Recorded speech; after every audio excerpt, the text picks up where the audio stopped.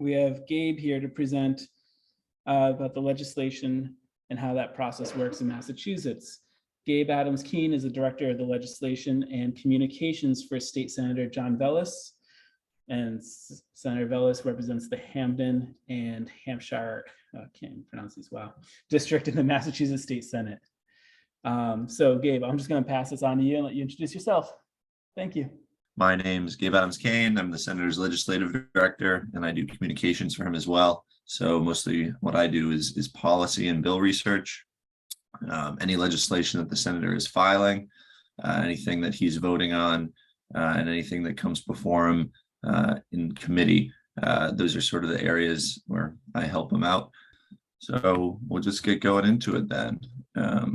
Some vocabulary that I think might be helpful to kind of think about the legislative process as a whole.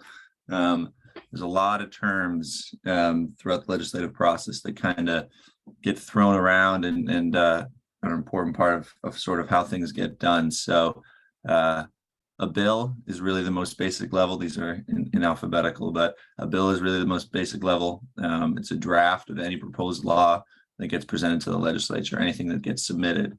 An amendment is any change that takes place to that bill afterwards. So once it's in the legislative process, any language change that's filed to change that bill as is, that's an amendment. A committee is something that's appointed to kind of overview all the bills that are come before the legislature. There's committees on a variety of different topics, and they kind of have the purview and the authority to look over bills related to their committee. A conference committee is a little bit more specific of a committee. It's something that's created to reconcile differences when there's differences between two versions of a bill. So if there's the House passes one version, the Senate passes another, and they're different, a conference committee is formed to kind of negotiate out those differences. The general court, some of you may have heard of this. It's kind of just a funny way to describe what the state legislature is. We're currently in the 193rd general court. So the general court refers to each 2-year session that the legislature is in. A law is hopefully what bills become at the end of the process. Hopefully, you know, they get signed into law by the governor, and that's really where that is. A legislator refers to any senator or representative. Similarly, the legislature, very similar pronunciation, but is referring to a full assembly, so the Senate and the House. Majority party here in Massachusetts, the majority party is the Democratic Party. The numbers are pretty, we actually have a super majority in each chamber of Democrats, and I think the next couple of slides will get into that. But the Democrats are the majority party, Republicans are the minority party. Testimony, which will come into play during the committee process, is what's submitted by folks when a bill is being heard by the committee, being talked about by the committee. And testimony can be in support, can be against, it can be from legislators, it can be from advocates, it can be members of the public. Yeah. And then lastly, a veto is something the governor can do when it gets to him or her. They can take this action to send the bill back to the legislature and sort of start that process over again. So those are some terms that might be helpful. In the Senate, there are 40 senators, state senators from Massachusetts. So if you look at the map in the lower right, Massachusetts is broken up into 40 different state Senate districts. The purplish one in the lower left of Massachusetts, which kind of looks like, I don't know, it's got that little piece coming off to the bottom, is my boss's district. That is Senator Velis's district, Hamden and Hampshire district. And all those other districts around are quite large as well. The one all the way to the left is pretty enormous, but the Senate is currently led by Senate President Karen Spilka. There are 40 members, 37 Democrats and 3 Republicans. They each represent about 160. It's gone up a little bit since the census, but constituents or residents, and each senator is elected for 2-year terms. The other house, the other side is the House. So if you look in the lower right, you'll notice that these districts are much smaller. They are about 40,000, gone up a little bit with the census, 45,000 people each. There's 160 state representatives currently. The House is full. Sometimes there's vacancies. Right now, there's 134 Democrats, 25 Republicans, and 1 independent or unenrolled state representative. Just like the Senate, House representatives are elected for 2-year terms, and they are currently led by Speaker of the House, Mariano. There's thousands and thousands of bills filed each session, and there are a lot of, especially representatives. There's a lot of legislators, though. I mean, 160 in the House, 40 in the Senate, 200. So organization and kind of a leadership structure is really important to make sure that each 2-year legislative session is as kind of efficient and productive as possible. So the way that this is accomplished is by creating a leadership and kind of committee structure that I mentioned earlier. Committees are, charged with looking at legislation related to a specific area. If all 7,000 bills had to go to the Senate floor, the House floor right away, and every senator had to talk about them right away, it would be very confusing. There'd be no background. So the goal of committees is to kind of, have set people look at these bills early on, conduct public hearings to hear testimony from folks about, the pros and the cons of legislation, and then to make a recommendation for how to go forward. So committees have a House and Senate chair, and they really lead the committee. So my boss, Senator Vilas, is the chair of 2 committees for the upcoming session. He's the Senate chair of the Mental Health, Substance Use, and Recovery Committee, and he's also the chair of the Veterans and Federal Affairs Committee. So any legislation, he's also the vice chair of Elder Affairs. And then in addition to that, he sits on 4 committees: Housing, the Judiciary, Public Safety and Homeland Security, and State Administration and Regulatory Oversight. So any bills related to these areas, once filed, will go to these committees. My boss has filed a bill to allow for excused absences for behavioral health or mental health symptoms in school, just like physical health symptoms. We think that bill will most likely end up before the Mental Health Committee, and then it'll be up to that committee to discuss it, to hold a hearing, to make a recommendation on it if it's going to move forward. So yeah, it's kind of the same slide going forward, the role of committee. So every bill, once it's referred to committee, is required to have a public hearing. And this is really an opportunity for everyone to weigh in, from the people who filed it to, experts in the field who might have something to say about the bill, to just the general public. Public hearings are open to anyone and anybody, and it's a chance for the committee to hear input and debate about the public. I know on the robotics bill, we had a lot of testimony sent in from folks, which was great, from students, from teachers, from folks, people with FIRST Robotics who, we're at a conference like this. So public hearings are really an important opportunity. And after that, committees and chairs, take that input, they take that testimony that's been submitted, and they basically make a decision about what they want to do with the bill. The chairs have a lot of power in this role. As the chairs, they're often making a recommendation for the rest of their committee.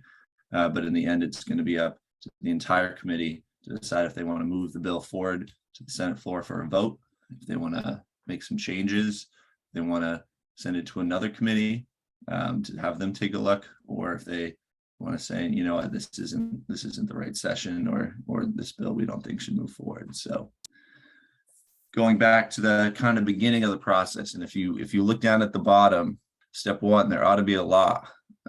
Bills and ultimately laws can originate from a number of different people, places. It doesn't just need to be a legislator like my boss. They can be sponsored by a senator, representative, or the governor. They can also come from certain departments or agencies in the executive branch. They can also be, recommendations from an outside think tank or an advocacy organization. that then works with a senator or representative to file. And they can also come from members of the public. Robotics bill that Senator Vilas and Representative Sina filed, I believe, was originated with an idea from an intern in Representative Sina's office. And she worked with him to kind of put the bill into writing and get it going. While legislators can file, members of the public can also file, and not a lot of people know that there's a process called a right of free petition, and any resident of Massachusetts can file something themselves if they would like. So it can come from a number of different places. So as far as writing the bill, this is a lot of what I do, and it can be very tedious and hard, trying to refer to a lot of different regulations, legal standards. So that's why we have Senate and House counsel, which are extremely helpful resources for us. Those are our lawyers, and they are helping us throughout the bill filing process to make sure that we're adhering to the right parts of Massachusetts law, and that we're also, actually, completing our intent with the bill, that we're actually doing what we want to do. So what does the bill look like? So this is actually the title page of the robotics bill that Senator Vilas and Representative Sina filed, an act establishing an elementary and secondary school robotics grant program. This is literally what the bill itself looks like. The title, the court, it'll tell you, which house it was filed in, and then it just gets right into it. It tells you what section of the Mass General Laws it's changing.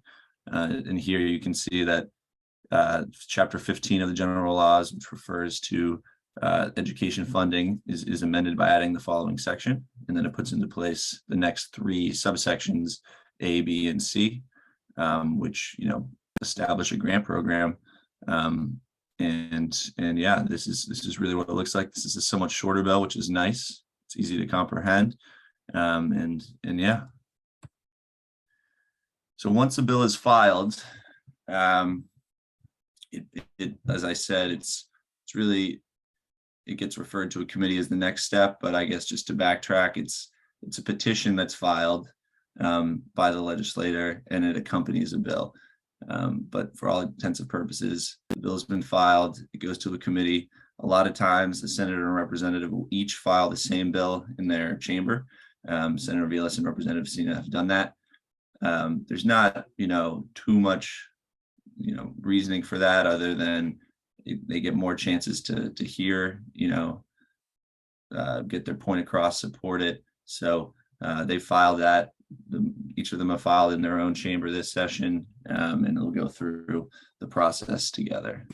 So the next step in the legislative process, once a bill is filed, is to ask other legislators to co-sponsor. And this is really other legislators signing on to show their support.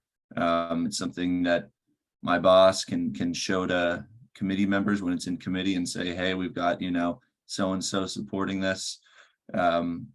There's different deadlines in the House and the Senate for when legislators can sign on to support.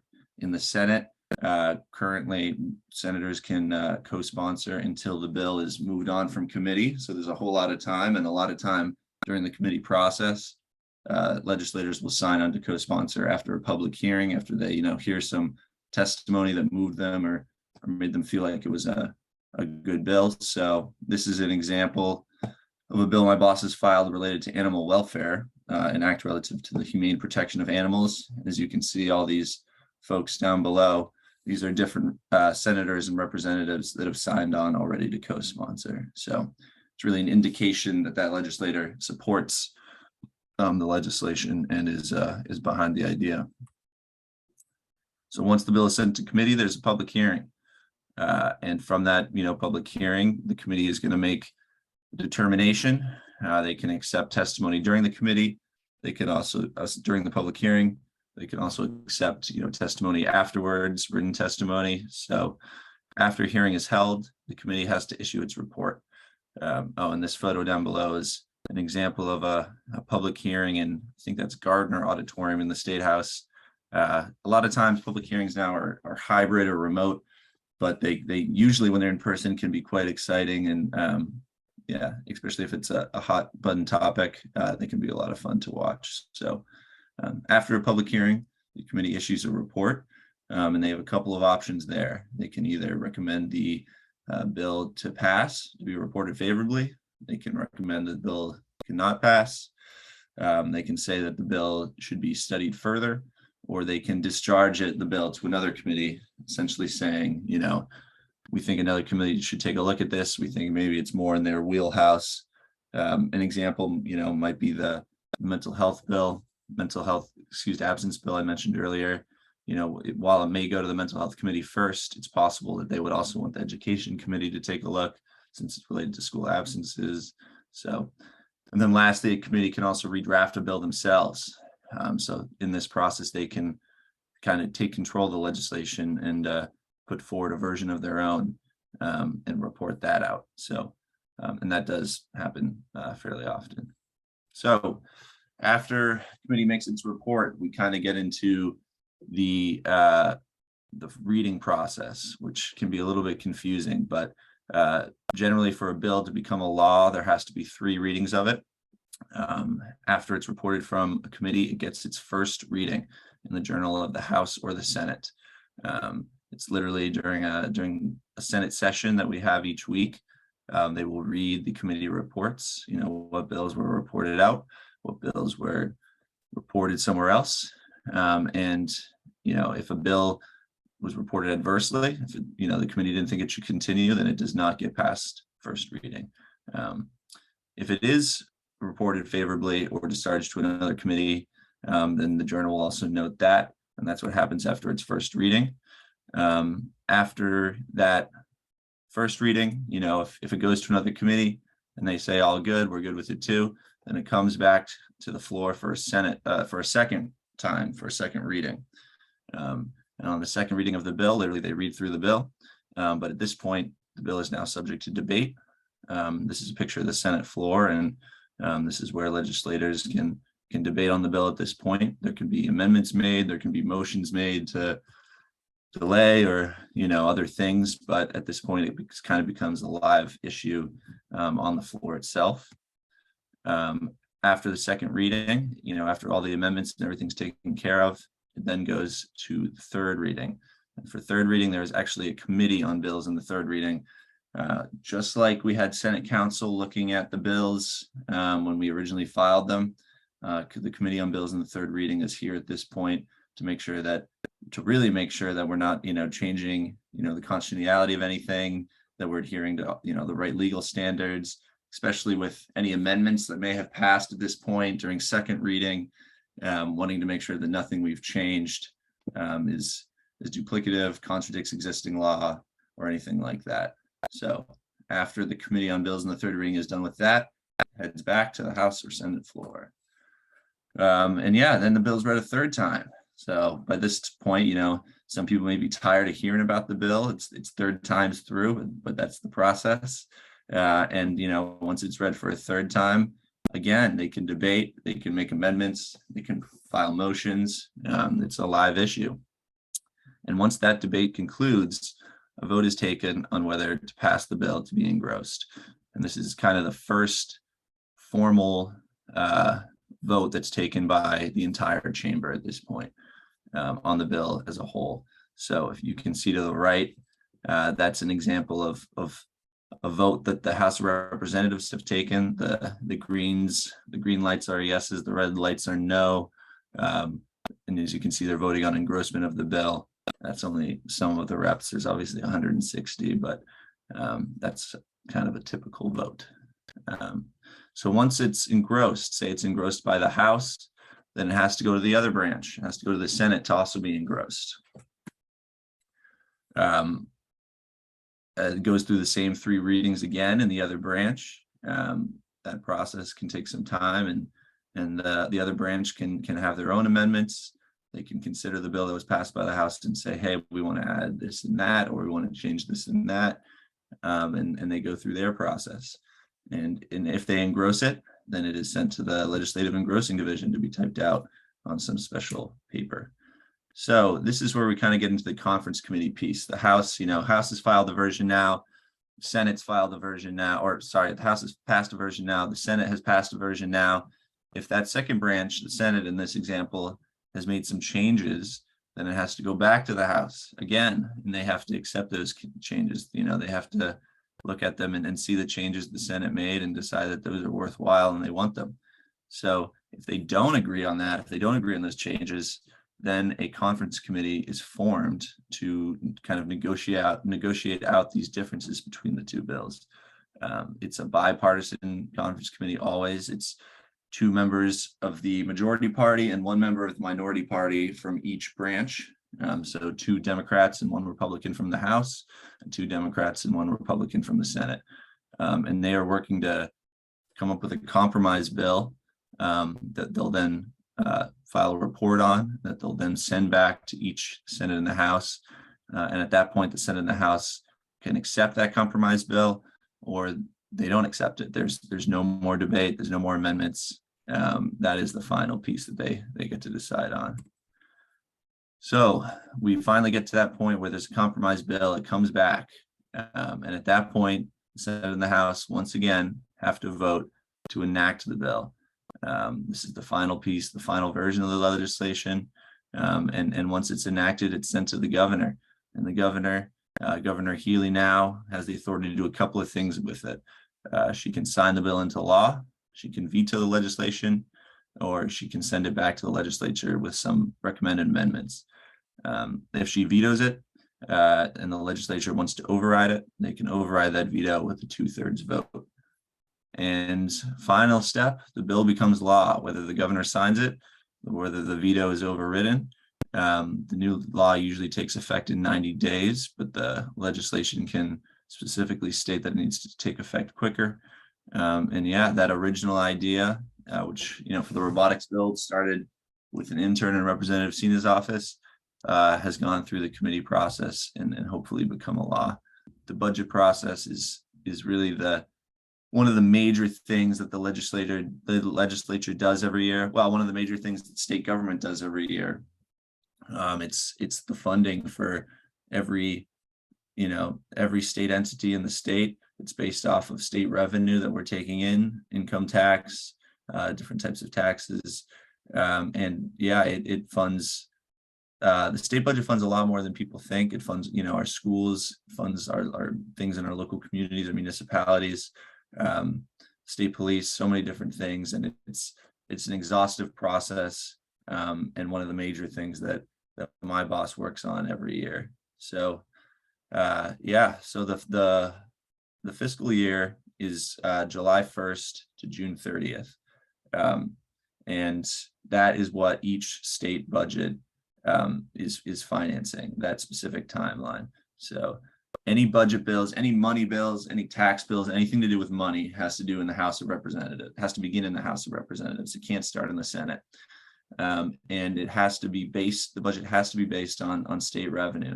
The budget starts with the House Ways and Means Committee. The Ways and Means Committee is, for all intents and purposes, is the money committee. They do the budget, but also any legislation having to deal with money, including, our robotics grant bill, is at some point probably going to go through Ways and Means, and they're going to take a look at the financial impact. So those are the chairs of the Ways and Means Committee, the House chair and the Senate chair. But before the House does their budget, the governor releases her recommendations.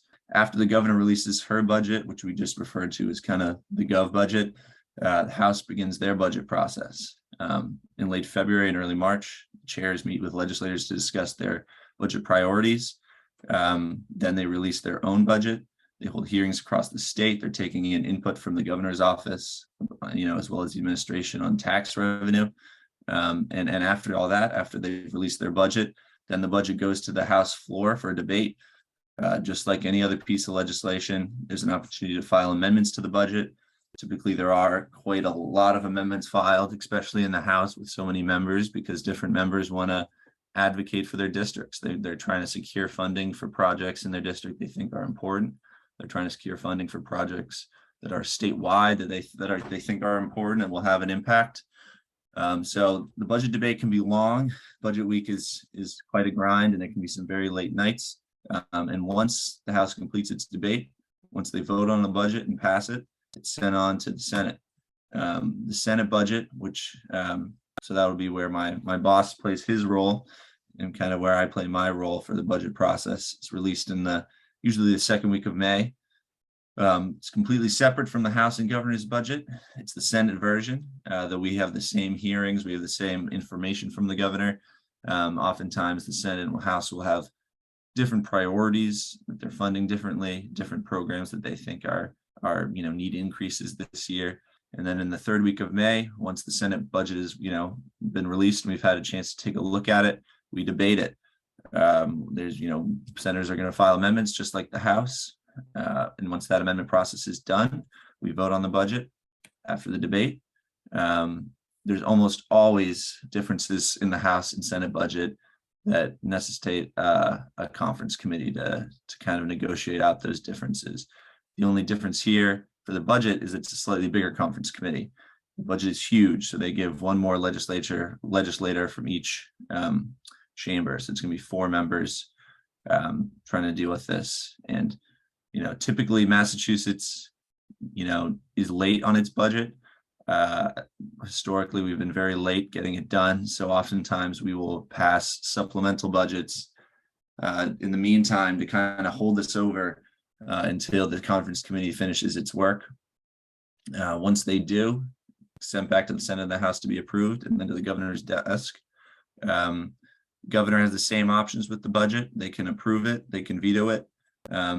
They can be a little bit more specific with the budget, and they can veto certain line items. So a line item refers to a specific program or area that's receiving funding. And the governor can veto specific ones, but sign the budget as a whole. The veto override, this is where we might see this time around some differences between the Senate and the House and Governor Healy on some of those budget items. The legislator can override those line item vetoes with a 2/3 majority vote. And just down at the bottom, you can note, if the revenue changes, if things come up during the year, more revenue than anticipated, or, things might need to be changed in the other way, supplemental budgets can be filed and taken up. So that's the budget process. That's really the budget and the legislative process. So the bills and the budget are the 2 big things I think a lot of people think about when they think about a legislator's role. And those both happen during formal Senate and House sessions, and of course committee hearings and committee work. But there's a whole lot else I think that legislators do that might not get reported on as much, but that we all of our offices have people dedicated to, and a lot of work being spent on. So I just want to take a minute to expand on that before I wrap up. In addition to session and all the things they're voting on and taking up, addition to committee and all the things they're reviewing in their committees and taking votes on in committees and to move forward, there's a whole lot of meetings and events that take place. My boss, feels very committed to doing his due diligence on bills that come before him. So he takes a lot of meetings. I take a lot of meetings with advocates on bills that are going to come before him for votes on bills that he's filed. But then we also have a lot of events and meetings in the district. My boss got elected to represent 160,000 people in Western Massachusetts. So he feels very representative of them. He wants to serve them. He wants to be in the community, hearing their needs, showing up at events, and doing the best he can to help with issues as they come up. So we have a district director. We spend a lot of time in the district and weighing in on local issues, even if there's nothing we can't do at the state level, connecting people with resources. That's a big part of our office's work. Caucuses, they're not quite as formalized as committees, but a caucus is basically a group of legislators who feel strongly about a specific policy area and want to push it forward. Oftentimes they can be quite successful, some of these caucuses. I know the Food System Caucus, which is focused on food insecurity, has more than 60 senators and representatives in it, so they can make a real impact. And that's outside of the formal obligations and responsibilities that they have with committees and in session. And then the last piece, constituent services is a huge thing for our office, for every office. If any of you or any of your members of your family are ever having issues, with state agencies, you should reach out to your state representative and state senator. Things like the RMV, things like unemployment insurance, issues with state assessors. There's so many different departments that are run by the state that residents interact with. And a lot of our work with our constituent services team is focused on helping residents, get in contact, helping them get the resolution that they hopefully want, or at least getting a faster resolution. We hear from so many people about, time spent on the phone, on hold with the RMV, and a lot of times we're able to figure out someone's issue, streamline it a little bit, and get them in contact with the right person to get a faster resolution. So yeah, here's a letter of some of the constituent services work we do: unemployment, the RMV, connecting folks with legal counsel when appropriate for evictions, issues of immigration status. Our office does a lot of letters of support. If there's any, grant program that a school in our district or an organization in our district are applying to, we try to support it and do what we can to help that application. We do a lot of referrals, especially during pandemic, to resources and services that folks might be not aware of, or might be helpful for them to be connected to. And then lastly, we do our best to connect folks with federal and local officials. If there's federal issues like Social Security, Medicare, things like that, we'll connect folks with Congressman Neal and Senator Markey and Senator Warren.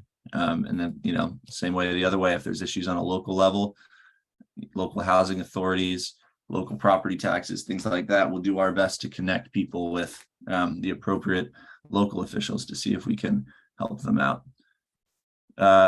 So effective advocacy. There's a lot going on in the State House. There's a lot going on in our office. We're very busy, from constituent services to events in the district to events in the State House. There's just a lot going on. So a lot of times people, ask us, what's the best way I can weigh in, and push for issues that, I'm passionate about, that I want to see go through the legislative process and become a law from that original idea. So I know I've talked about public hearings and the committee process a lot today, but that really is, one of the best ways that you can weigh in and get recognized for weighing in on a piece of legislation. Public hearings are huge.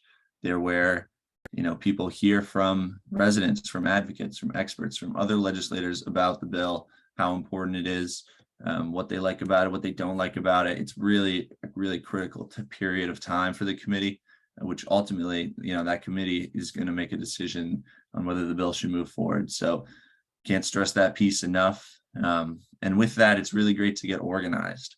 I know last session we had some great advocacy from folks on the robotics bill. Different teams that came together, different schools, students, teachers, mentors coming together. And that's replicated for a lot of different issues. There's going to be like-minded people across the state that care about issues that you're interested in, and getting organized, joining a group that's doing this advocacy is really an important way to make an impact. Whenever a constituent who lives in my boss's district reaches out, it gets recorded, we answer it, we take it into consideration. That constituent being in the district makes a huge impact. Senators and representatives want to hear from the people they really represent. So can't stress that enough, reaching out by letters, emails, phone calls. We make sure we respond to everyone, and take note of everything. So that's it for me. I hope I wasn't too long-winded. It can be a lot, the legislative process, the budget. But we're really excited about the robotics bill. I love talking about the legislative process, even if it can be a little bit boring.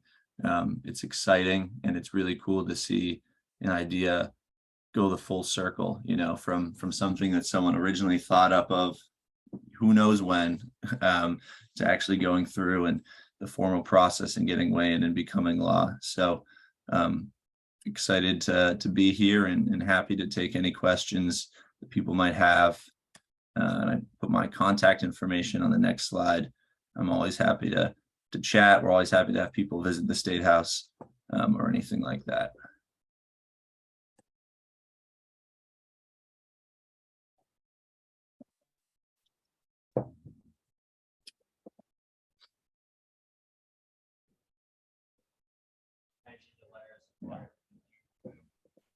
Yeah. So Gabe, we got a question in the room here. Yeah. One of them wants to know, what does a letter of support do? Yeah. Letter of support from our office or from like a constituent? From your office. Sure. Yeah. So I would say it depends on what we're writing it for, right?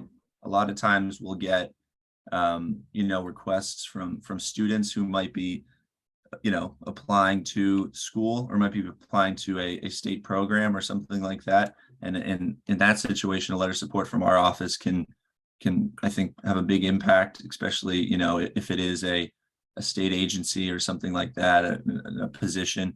But a lot of times our letters of support are for applications that people are applying for or that businesses are applying for. We get a lot of requests from towns, who are applying for grant opportunities for things that might benefit the town, help with some funding.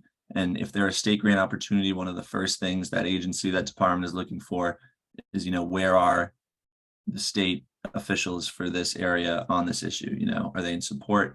Would they agree that this is a good opportunity? So in that situation, a letter of support from the senator, in addition to, just informal advocacy with the State Department or agency, can go a long way. And it's definitely something they look for.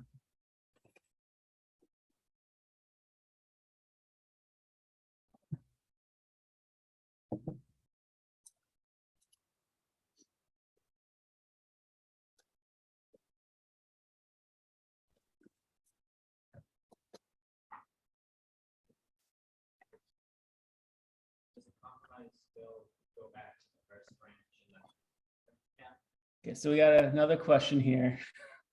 Yeah. Does a compromise bill go back to the first branch, then to the second branch? It's a good question. So the compromise bill that comes out typically goes to the first branch, but in that scenario, it doesn't really make a difference, because once a compromise bill is finished by the committee, there can be no more amendments or anything. So it has to just be passed straight up by each chamber. So they each have to do the same thing. There's no more changes that can be made. So at that point, it's just a yes or no, up and down vote. And if one chamber passes it and the other doesn't, then the bill is not going forward. So, but it does go back to the first one. Okay, I got another question from the room. Yeah.